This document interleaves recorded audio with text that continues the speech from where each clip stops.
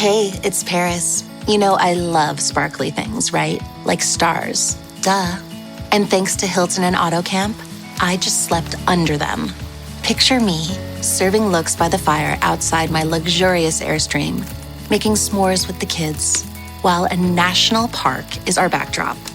The great outdoors meets Hilton hospitality. That's hot. Explore all the new ways to stay at Hilton.com. Hilton for the stay. You're listening to A Catholic's Perspective with the Religious Hippie. That's me, the podcast all about being a young Catholic surviving in a secular world. Around here, we pray first, pop off second. Whether you're struggling, thriving, or somewhere in between, this podcast is for you. So grab an iced coffee and let's chat.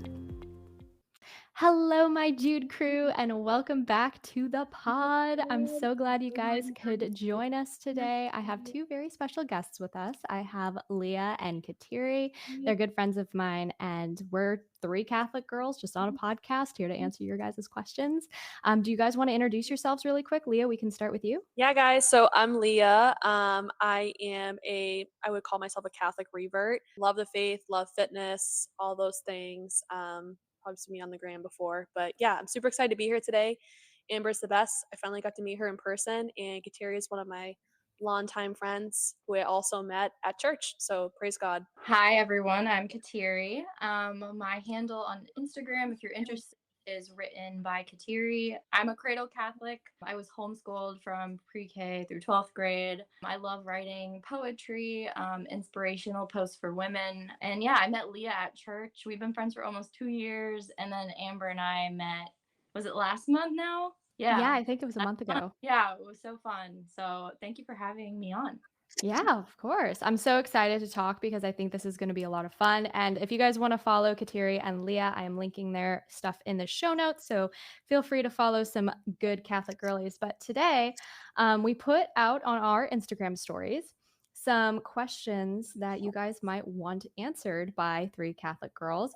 And so we're going to answer those for you guys today. I think we said we were going to start with my questions, I think, and then we'll supplement in between. I think this one's targeted more towards Leah since you're kind of in the fitness industry, but Kateri and I also have thoughts on it. What are your thoughts on leggings in the gym? Oh boy. Should I start? Yeah. All right, I'll get this rolling. It's actually funny. I had someone, I'm not going to say her name, reach out to me about this. Actually, quite a few Catholic women have. I think this is like an ongoing, controversial topic. My take on it is before I got serious about my faith and my modesty journey, I definitely wore more provocative clothing in public gyms. Definitely for the validation of men, validation of myself, all the wrong reasons, right? And as I discerned modesty, having good morals, whatnot, I had a hard time with the whole leggings because it is applicable to the workout, right? Like wearing functional clothing. So for me, I don't go to a public gym anymore. And I think it just depends on where you're working out. If you're working out at home, I think you have more bandwidth of what you're wearing if you're in privacy. In public gyms with leggings, if I do go to a public gym, I like to wear darker colored leggings and for them to be like a thicker material just so it doesn't, it's not as revealing for me. And I'll always try to wear like a little bit of a longer t-shirt just to cover my bottom half as much as I can. That's what makes me feel the most comfortable. And yeah, it aligns with my values. Do I think it's necessarily wrong that women wear leggings in the gym? No. I think you can do it in a very graceful manner. I also am a bar instructor. I teach heated workout classes, right? So I need to be wearing functional clothing. Basically all the classes I teach are filled with women. So I do feel comfortable wearing a little bit of a thinner material because of the environment. So that's really my opinion and my best advice when women come to me and ask this question. Just discern your environment. Public gyms, it's a lot more exposed. And men obviously need to be modest as well, but I don't know. I think it just depends on the environment, your intentions, and if you can make those little adjustments, I encourage you to do so. And that is what has worked for me and what I recommend other women. I hope that answered the Yeah. question. No, that's great. Yeah, I think that's really important, especially differentiating between the woman versus, gen co-ed kind Yeah, of situation. Yeah, for sure. sure. Kateri, what are your thoughts on that? My thoughts, I think it really is based on your heart posture and, what do you, why are you doing that? Like for me, like if I'm wearing leggings to the gym, like I'm just there to wear leggings. But I've noticed if I wear something that is more revealing at the gym, I notice more stares and I notice, more people looking. And I just think it really matters on your heart posture and what your conviction is and, how you're presenting yourself to people. Basically, I don't really think there's like a right or wrong. I don't think the church has said anything on it. I think a lot of people have really great opinions on it, but it just really comes back to what your intention is, what is your heart posture, and what are you trying to get out of it, really. Yeah, I definitely think like modesty is a journey, and I talk about that all the time, how it's not something that happens overnight. You don't have these convictions overnight, or maybe you do. I mean, I kind of did, but for the most part, it's a slow burn type of thing where you slowly start noticing how what you wear kind of communicates how you feel about yourself on the inside and what attention you want to draw, good versus bad, what works, what doesn't. If you're in a co-ed gym, then like probably you want to cover up a little bit more, not because you're afraid or you want to hide your body or our bodies are bad, but just because that's what's appropriate. Sometimes I think people want a reason for everything. They're like, give me a reason for this, give me. And I'm like, sometimes that's just how it is. Sometimes there is not like, this is exactly why you have to do this. Sometimes it's a little nuance in that way. So I'm definitely like I don't wear leggings, but that's because of a different situation. But I wear like shorts and stuff like that when I go walking. I don't wear like dresses that go down to my ankles when I go walking or running or working out or anything, because we do need to wear clothes that are appropriate. Now it's a whole other situation for like I think if women wear leggings in public without going to the gym and that's like all they live in and all they wear, because I do Mm, think there has been like this downfall of I want to say standards for how we dress as Americans, especially I where totally agree. yeah, Mhm, where it's like leggings totally fine if you're going to the gym, going on a walk or whatever, or stop in like to Whole Foods while you're on your way back from the gym. Fine. Okay. mhm. But we know for a fact there are so many women out there who just live in leggings for the comfort. And, that's just, it's just not, I don't know. I don't know. What are you guys' thoughts on that? Yeah, I agree with that completely. I definitely like before I got more serious about the faith, and the faith hits all aspects of your life, right? Like for me, I think the biggest thing is to help me step into my femininity, right? Before I was super like, I'm not gonna wear dresses, I'm not gonna do these things because I'm not a super girly girl. I was trying to be this alpha woman, like masculine, really.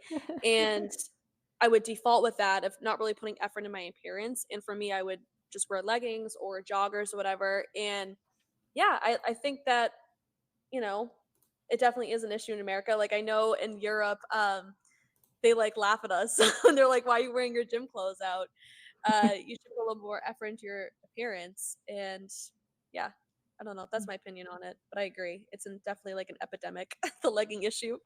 A little bit. How about you, Kateri? What do you think? Yeah, I agree. I mean, I think people can underdress a lot. I think comfort is a big part of it. Mm, I've definitely been the person that's like, I want to wear leggings today. It's so comfy and it's cold out. And why am I going to wear jeans if I'm not like leaving the house or doing anything crazy? And you can dress them up with like sweaters and stuff. yeah. So Mhm, I've been a little bit on both of the spectrum in terms of that, but I do. It is so nice to dress up, like when you have the occasion for it and you put together the right outfit. Like it's such a girl thing to be like, oh, mhm, like this image of this outfit, I'm gonna put it together, and it's just gonna look so. And like, so yeah, that's always really fun. Like maybe like a motivation for people who are just like, I want to be comfy. It'd be like, oh well, like what can I make in my closet with what I have that's cute? Yeah. Yeah, no, I yeah. totally agree. And I think it's definitely different if you're home versus going out. Because home, Mm. like, yeah, leggings all day. Like, I don't care. Love. It's whatever. But anyways, yeah, no, I think that's good. Another question we had is which qualities are attractive in a Catholic man? All right, so I've been in a relationship for 8 years now, so I feel like I'm kind of qualified to You are. comment. For me, like emotional intimacy, like being aware of how you feel and being able to talk about your feelings with your significant other is major. Like that, I feel like was a really great way that my husband and I got to bond before we even started dating. So, emotional maturity and intimacy, being able to get on the same level with each other. Also, someone that probably doesn't struggle too much with anger. I feel like with if my husband and I have a disagreement, we've never yelled at each other. It's just we're on the same team. Like, let's figure this out logically. Like, what's the best way to solve this? So, not being quick to anger, I would say. Patient, definitely patient. There's going to be so many moments in your life or in your relationship where you're going to struggle, and to be with someone that is, I guess, slow to anger and patient is absolutely like 100% something to look um, towards. Leah, do you have any thoughts? Yeah, for sure. I totally agree with the slow to anger. I think for me, like my relationship is definitely a little bit different of how we met in terms of like the question. What was the question again? Like, what's attractive in a Yeah. Catholic man when you're dating? Um, I think for me is the number one thing that was super attractive for me when I met Daniel was how strong his relationship was with God. And just like his upbringing and everything was rooted in the Catholic teachings, and his ability to lead me in the faith, I felt was very attractive because that's something I lacked. And then eventually we're able to balance each other in that aspect spiritually in the relationship. Another thing that I find very attractive about Daniel, also, he's a very handsome man, which is great. Um, but he has so much like sacrificial love for his family and just everyone in his life. Like he's so willing to help anyone in any way that he can. So I think that's, very attractive, and it just shows a lot about his morals and who he is as a person. And I would say also like he is very family oriented, and I think that's very attractive in a Catholic man, particularly because I want to have a big family. I want someone who values family, and that tradition. I grew up in a big family as well. So I'd say those are like the three main components. And lastly, what's also really attractive is how set he was on like he really knows who he is. He's very true to himself, and he's very unshakable, which I think is just so amazing. Like Mm. he is who he is, and he doesn't try to morph to other people in the room. Like he's very true to himself. I'm always looking for ways to show my cat how much I love her. And with Fancy Feast gems, I can pamper her whenever I want with a savory gravy on top of a gourmet mousse pate. The pyramid shape makes serving simple, so all I have to do is peel and plate to make mealtime feel extra fancy. And with 2 entrees in every pack, it's easy to turn every day into the extraordinary. Fancy Feast gems. Does it ever feel like you're a marketing professional just speaking into the void? Well, with LinkedIn ads, you can know you're reaching the right decision makers. You can even target buyers by job title, industry, company, seniority, skills. Wait, did I say job title yet? Get started today and see how you can avoid the void and reach the right buyers with LinkedIn ads. We'll even give you a $100 credit on your next campaign. Get started at linkedin.com/results. Terms and conditions apply. And I think that's very attractive as a man who knows who he is and his identity in Christ. Um, so yeah, that's my whole spiel. Yeah, no, those are all great. And I think it's important because in general, it's like all of the virtues are things that men should be practicing. Women should be too. I'm going to get that whole thing where it's just like, well, when about women? It's just like, well, you asked. You asked, okay? I have proof Yeah. that you asked. But I mean, when it comes down to it for myself, something that drew me to Max was, first of all, how normal he was. It sounds odd to say that, but like Yeah. he was just normal. He could hold a conversation, he could look at me in the eyes, he could give me a handshake. And it's kind of sad, but these days there aren't many men who can really do that, at least in the Catholic sphere. It's very interesting. Like they can't look you in the eyes, they can't shake your hand, they can't just Mhm. speak to you normally as a woman. It's like, oh, woman, oh, Yeah. it's It's very interesting. And another thing that I really liked about Max was his intellectual humility. Mm, He wasn't just talking at me about a bunch of topics that I didn't really care about to like prove that he was smart. He didn't have to be the center of attention. He didn't have to have the last word. He didn't need people to listen to him and what he was saying. If he was asked, he would say something. He'd be like, yeah, I think this, and that. But it was always very well thought out. It wasn't rushed. Um, and that's something that I definitely always appreciated in him, was being able to do that, along with all the other things you guys are saying as well. I just mm, don't want to be, repetitive. But yeah, I think all of that stuff is just really important. And in general, just finding someone who wants to protect and provide. Like, mm, I don't know what it is about the culture today, but there are so many men who just do not have the drive, who have the motivation to protect and to provide. And that's just like so sad, I don't yeah. know. It's the biggest ick, and, I want a man that's gonna go and kill my dinner and bring it home. No. Or, like, I want a guy, oh Valid. my gosh, this brings me back, guys. Like, there was this girl I used to be friends with, and she's like, I just knew he wasn't the man for me because we were sitting in the Uber, and I knew because the Uber driver is a little sketchy, like, if this Uber driver tries to attack us right now, like, I'm probably gonna be able to beat him up, and he can't. Like, Oh, no. that is so real, like, if he doesn't have that That's so funny. nature to him, I'm sorry, like, anyways, I'm probably gonna get hate for that, but It's worth I it. It's worth it. that stuck with me, that stuck with me. I was like, "You know what? Yeah." He doesn't have to be that, like, physically strong, just the ability to do it. Yes. The testosterone. Yes. Apparently, there's a trend of eating raw carrots now, so to build testosterone in men, and Oh, I don't. really? Yeah. Oh, I didn't know that correlates. I didn't either until I heard about it on the fitness side of things. I don't know, Oh, Kateri, wow, have I you gotta heard get up on about my that? nutrition game then, dang. I heard that raw carrots with like apple cider vinegar can help like bind to the excess estrogen. So I tried doing Yeah. it didn't really work for me and like my skin, but I worked for someone else and she reached out to me. She's like, you should try this because this is what I do and it works. Huh. So Hmm. yeah, I don't know. Maybe I should try that now. I'm just questioning. I'm like, oh, all this stuff. Did you guys wanna try one of your guys's questions? I also have them, so I can also just rattle them off if you guys want to make it easier. Yeah, Yeah. Mhm. Because I have them on my camera here or my phone here, so I can just. Were sure. there anyone specifically that you guys wanted to touch on? Um, Had a really Kateri, long do you wanna boundary. go first, Kateri? Yeah, well, there was a really long one I got on boundaries. I think people are trying to figure out what kind of boundaries they should be setting in their relationship. Okay. Did you want to read it or do you want me to read it? It's a really long one, so maybe I'll just paraphrase it. Okay. Someone sent in a question that their boyfriend and her are very serious. They're in love.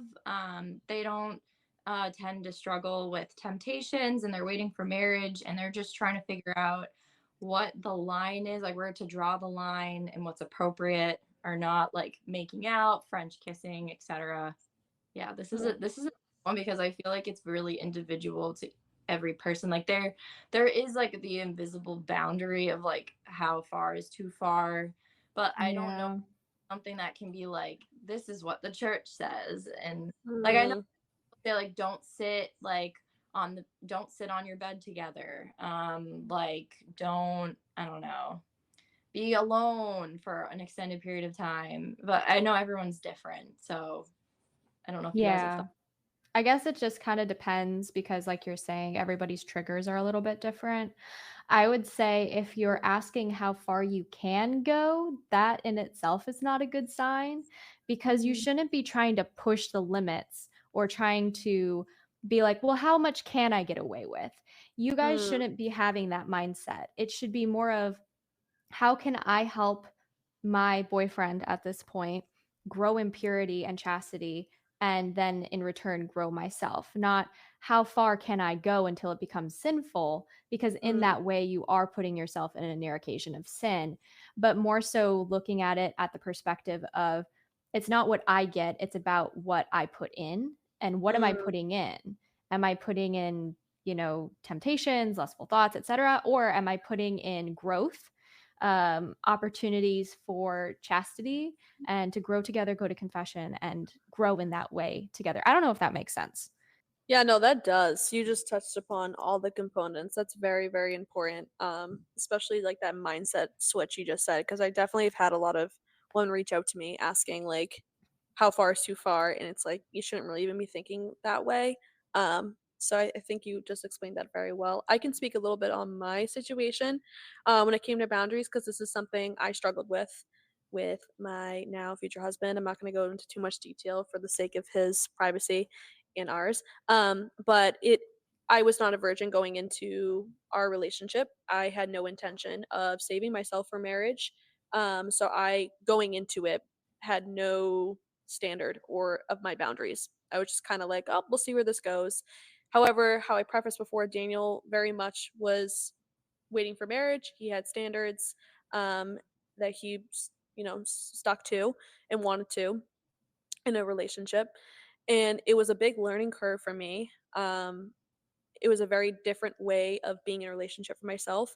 And I'd say the biggest thing is knowing what will put you into that near occasion of sin, right? And sometimes, like, you got to give yourself a lot of grace, okay? Sometimes it's something you need to learn with your partner at the time, your boyfriend, your girlfriend, because you may just not know, especially if you're in my situation where this is very new to you, or just in general, you've never been in like a romantic type of relationship, and all these feelings are new, and it's not wrong.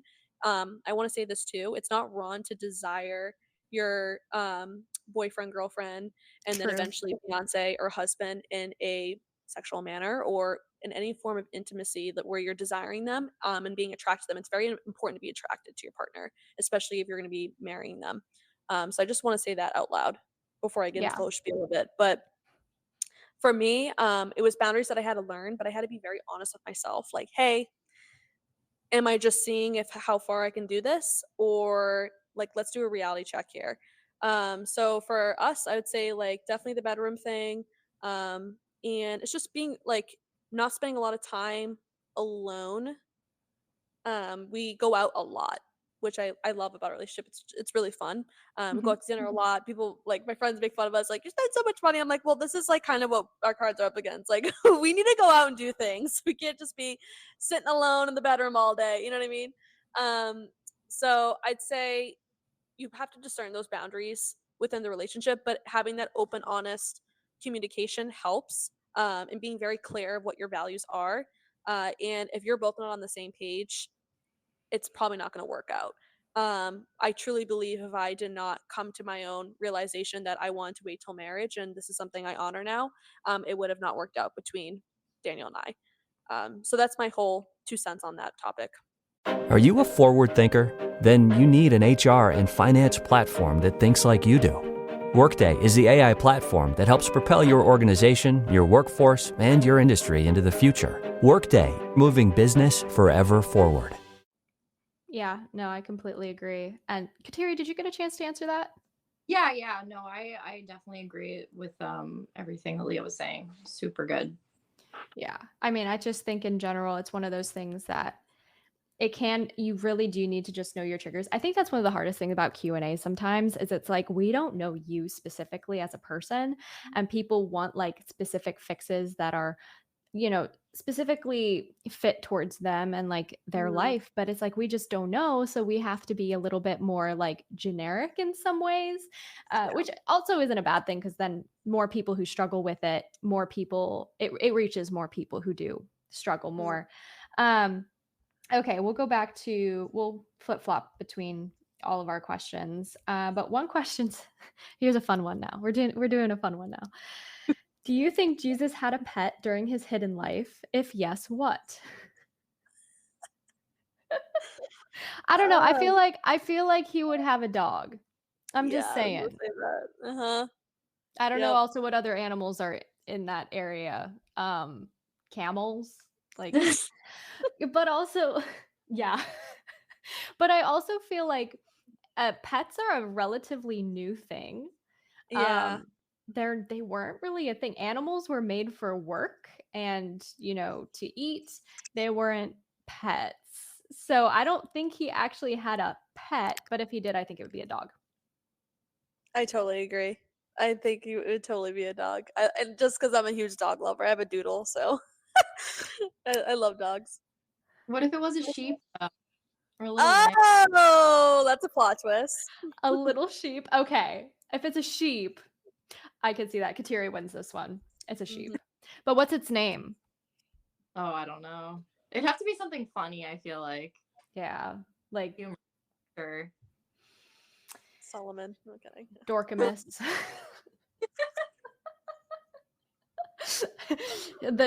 He just names him like always runs away or something. It's like something really long and stupid or something. I don't know. But a sheep would fit. I feel like that would work well. Okay, what about thoughts on veiling? Oh, go Leah. All right, it's go time. I love veiling. Okay, love it, love it, love it. I decided to start veiling. I'd say halfway through my faith journey, like coming back to the faith fully. Veiling for me was very special, and it still is. I'd say I will touch on struggles with veiling. For me personally, I know other women deal with this as well. It's a huge humility thing. I felt very comfortable veiling at originally at the traditional Latin mass, right? Because everyone was doing it. I didn't feel as nervous to try it and attempt it. I had a lot of support from Daniel as well, which was super helpful. Uh, but my biggest struggle and something I kind of deal with still is veiling in places where it's not as common. And for me, Mm. I've noticed that in like a Novus Ordo mass. And there's nothing wrong with that. I feel like it draws the negative attention that I don't want to happen. Um, in the beginning, veiling really helped me zone in and think less about myself and more on God and the Eucharist, the Mass, and everything going on. But now I struggle because it's just when I go to Novus Ordos, like I feel like everyone's staring at me or makes it a point to make a comment about my veil, whether it's positive or not. It's just like it's kind of like counteracting the point of it. But regardless, with that said, I don't know if anyone else feels that way, but I love veiling. I think it's a great thing. I think it's positive. It shows a lot of reverence. I don't think there's anything wrong with you or bad if you don't want to veil. Um, yeah, I love veiling. It makes me feel beautiful. So, and it's reverent in my opinion. I can do it. I can do it. So my first experiences with veiling was probably when I was like a young teenager, and I went to summer camp, and it was with I think it was the Slaves of the Immaculate Heart, and we would celebrate traditional Latin mass. So actually, the priest from our parish, St. Adelaide's, would go up in the summer and spend like a week, and he would do mass every day for all the girls and the nuns. So that was everyone was veiling, like that's whatever. And I think we all thought it was really cool.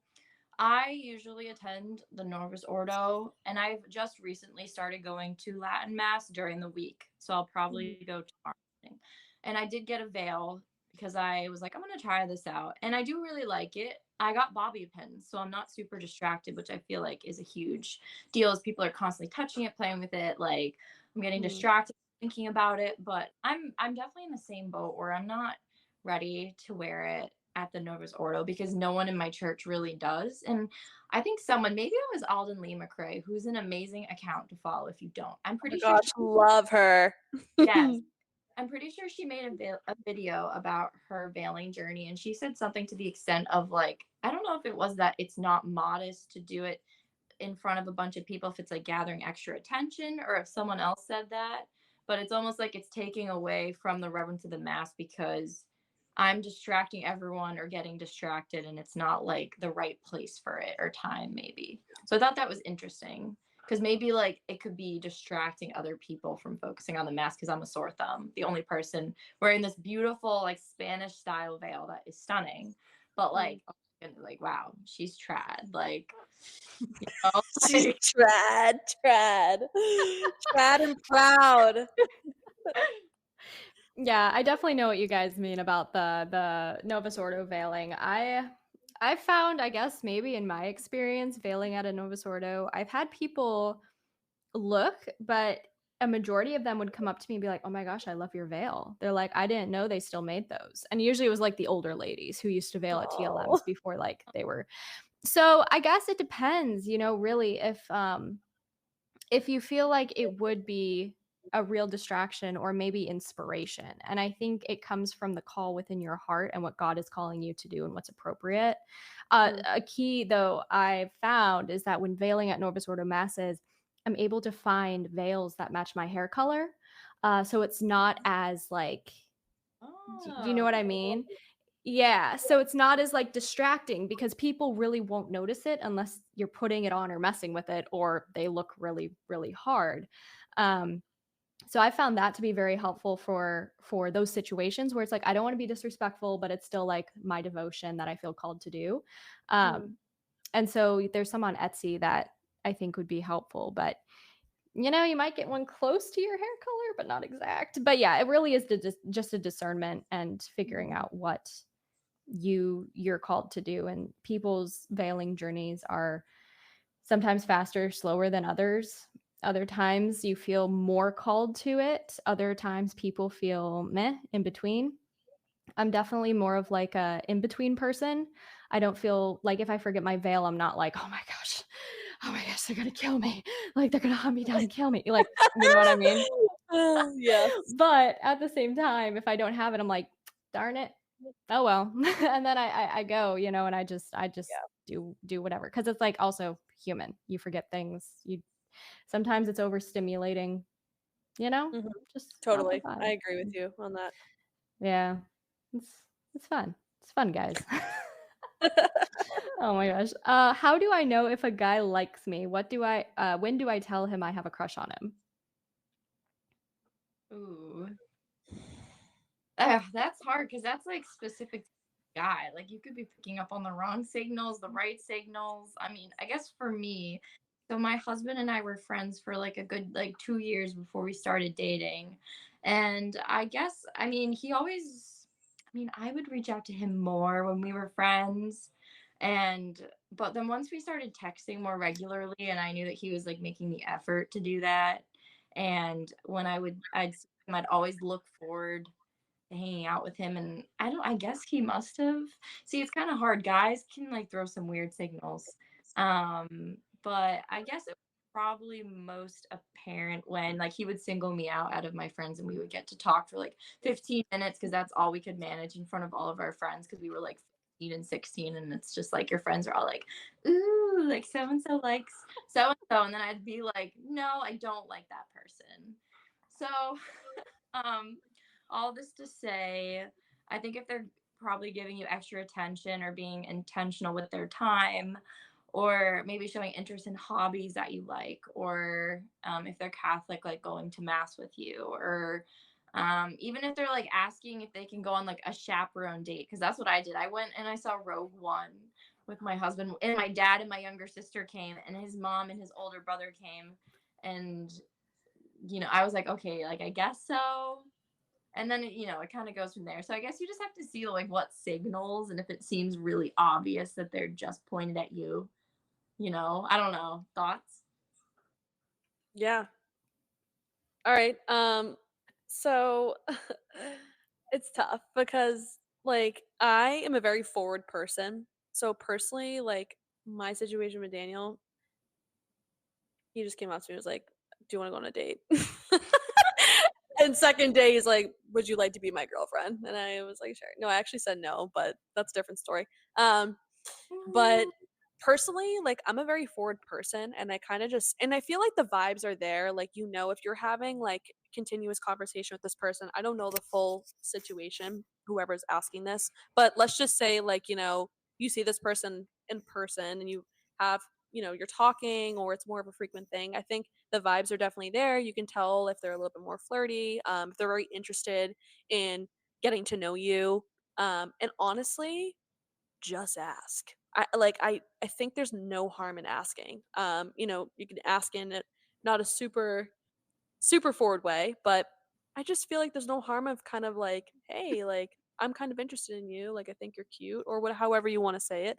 Doesn't hurt just to be honest. I like when people are forward. That's how I am, and just put it all on the table and take it or leave it. That's kind of my mentality, you know. But I just feel like you just know the vibes are there. They're definitely more interested.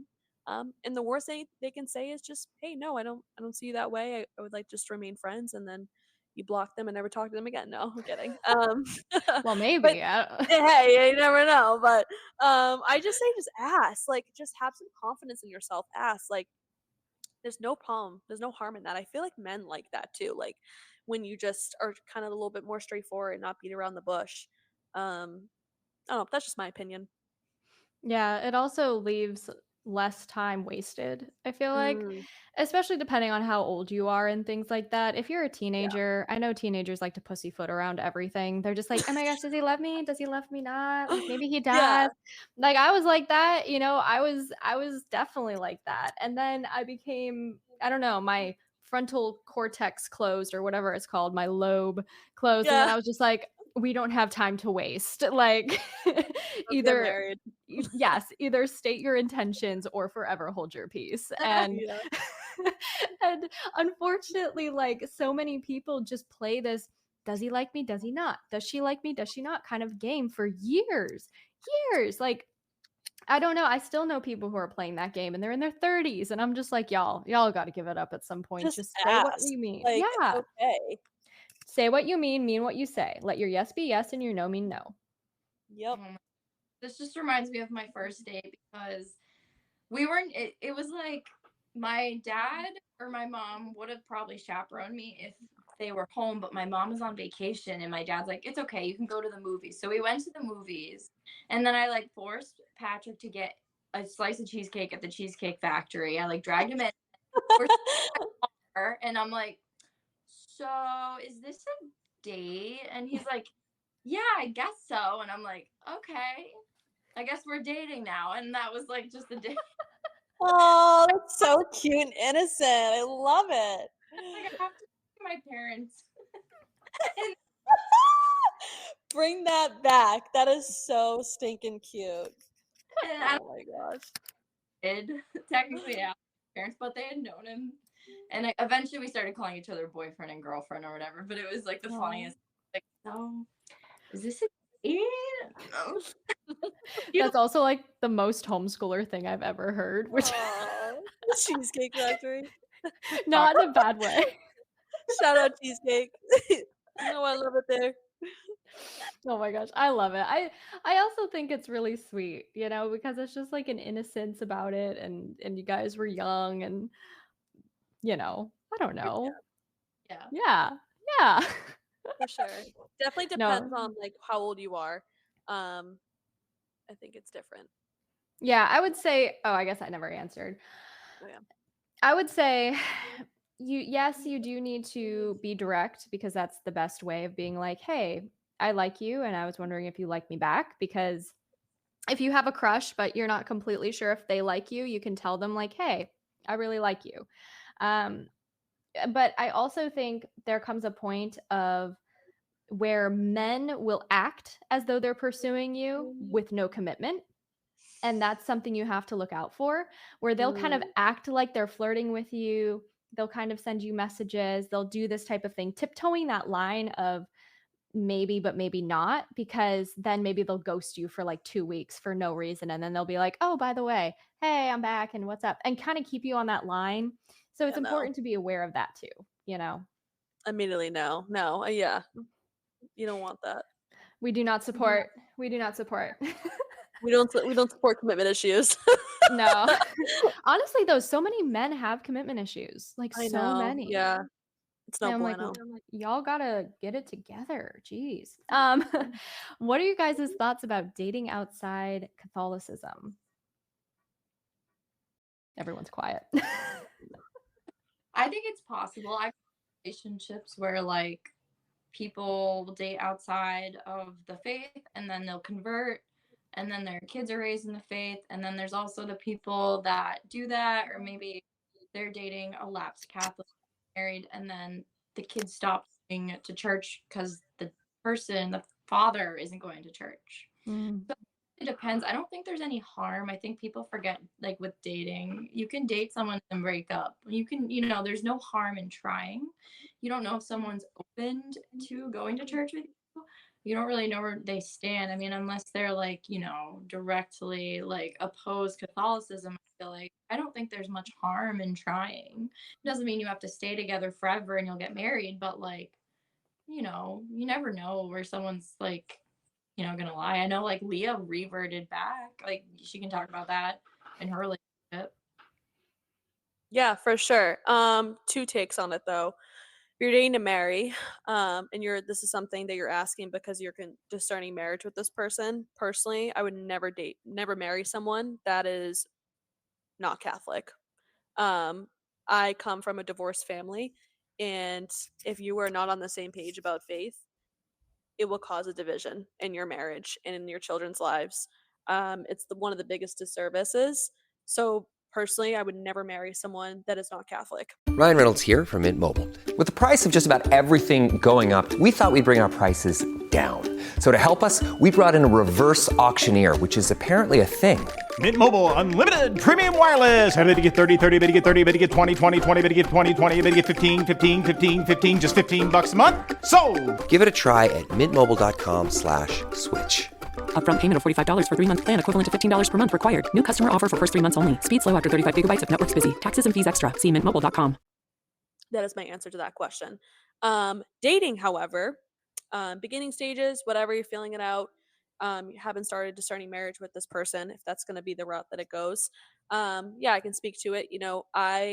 Was born Catholic, and I stepped away from the faith. I'm not going to go in full blown about my testimony, but essentially, I was part of a Protestant church when I met Daniel, and Daniel was a practicing Catholic. And he knew that, but he was very clear of like, I'm a practicing Catholic. I will marry a Catholic. My children will be raised Catholic and whatnot. And take what you will with this. If this is something you're serious about with me, this is what it's going to be. And from there, I decided, let me explore Catholicism. A lot of it was just a lack of not knowing anything about church teaching, just because I wasn't raised in the faith correctly. So I made that decision from there after going to mass with him being really open about sharing the faith with me because I was open to it as well. It ended up being amazing, and now we're getting married. But yeah, you definitely wanna you can tread lightly with that. I know it's tough. Like faith is very important to me, so I feel like it's something where like literally on the first date, like I'd be like, "How many kids do you want? What's your?" You know what I mean? Mhm. Yeah, it's tough. I mean, I don't know. I'd be careful. Like if I was dating someone who is a devout Muslim, I don't think it'd work out. How serious are they about the faith they're practicing? I think it's something you need to decipher. There's so many different variables to go into it, so it just really depends on case by case. Yeah, I definitely agree. I think I agree with both of you because I do think there's no harm in testing the waters with a non-Catholic to see. And a test of character, I think, is also really important because I've met some Protestants who are more virtuous than some Catholics. And over time, they're like, you know what, actually, I think I want to be Catholic because, of that. I think it's also different when you're a woman pursuing a non-Catholic man versus a man pursuing a non-Catholic woman because women naturally want to submit to men. So we're more likely to follow his lead.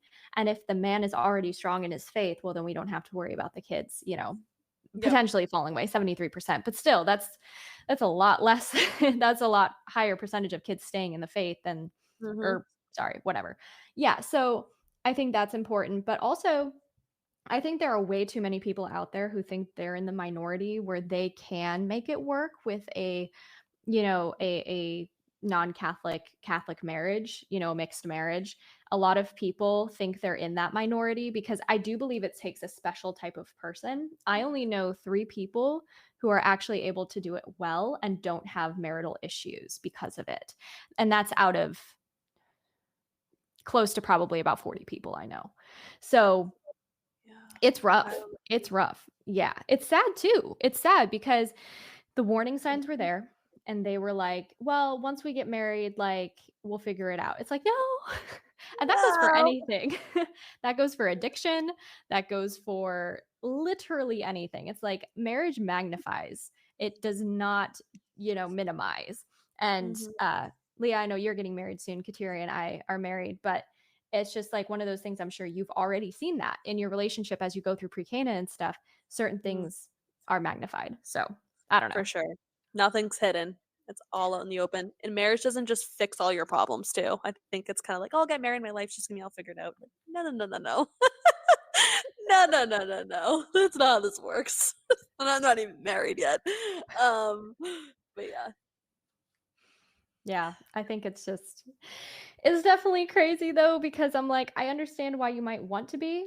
And I think some people were kind of like me in this situation where they were already dating a non-Catholic when they reverted.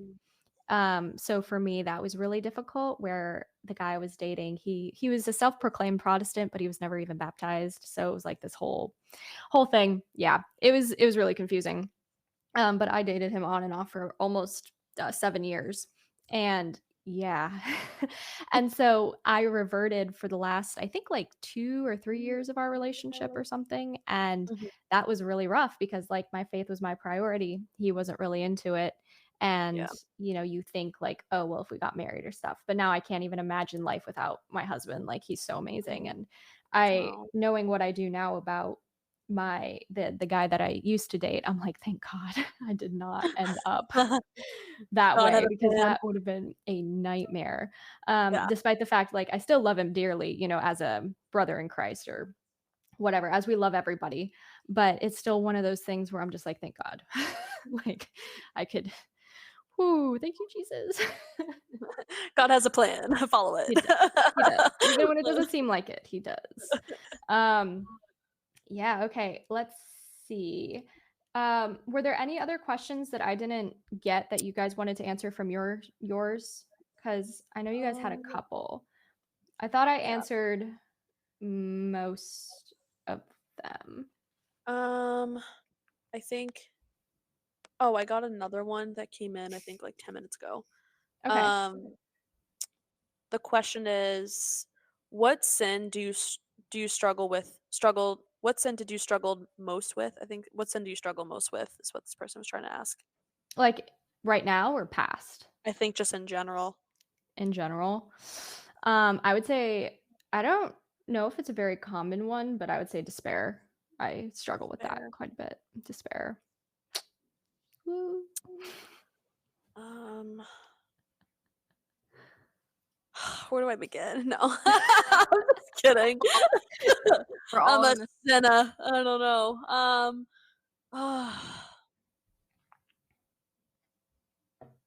I'd say right now in my current life season, whatever you want to call it, I say what I've been struggling with the most. It's hard to like categorize it of what sin it falls under, but um, I've been struggling a lot with trusting God's plan and laziness in my spiritual life. Um, spiritual life's there, prayer routine's there, but definitely been struggling with it and making it a priority because of just everything else I'm dealing with. I'm in the depths of wedding planning, life planning, and sometimes I can just neglect my time with God and then just kind of checking it off as a to do list. But it's something I'm navigating right now with my spiritual director. Shout out spiritual director. I'm not gonna say his name. um, but yeah, no, that's something I'm just being honest. Like it's really hard right now. Yeah, I mean, for me, something that I've historically struggled with the last few years of my life is definitely pride, especially in terms of scrupulosity. So I'm actually reading this book. It's called The Heart of Perfection right now. It's basically like how to work on humility and realizing that you don't have to earn God's love by your actions and that you are already loved as you are.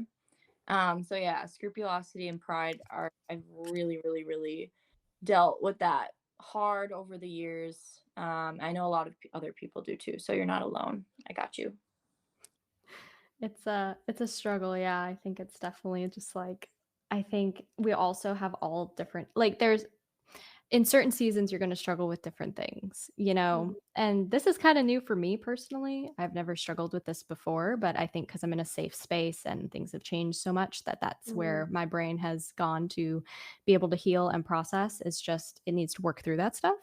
And like Kateri, what you're saying with scrupulosity and stuff like that, it's really difficult because you sometimes, whether it's because of how we were raised or some way because of like some experience we had in high school or something, it's like we think we have to earn people's love. We have to do something in order to receive it. And I'm in the same boat in that way too, where it's like, oh, I need to do this or that so that Max will love me more. But in reality, Max is just like, no, I'm good. He's just like, thanks though. He's like, but you didn't have to do that.